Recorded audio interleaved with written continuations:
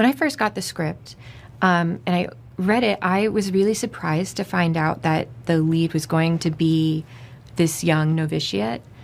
And it was really inspiring discovering this character more and more, because she's, she grew up in an orphanage her entire life. And then immediately after aging out of the orphanage, she goes on to become a novitiate. So she's a fairly isolated character that's then dropped in the middle of Rome, which is like a very beautiful and sensual city. And so for a girl who has maybe not thought about her body or her sexuality, to be dropped into an atmosphere like that, I think is already very confronting and already such an interesting film, whether or not you have the supernatural element ahead of her.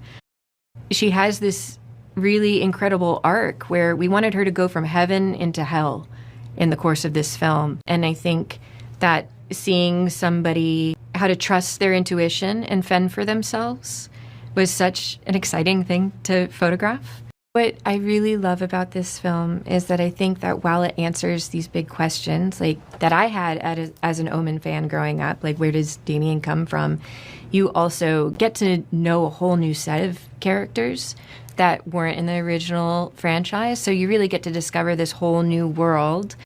There's a lot of characters that are beloved in the original, and it's really exciting to bring them back in The First Omen. I was always curious as an Omen fan about who Father Brennan was and his character arc, and I think Ralph Ineson did such an amazing job with showing us that journey. And, I was also really enthralled as a kid with the 666 mark.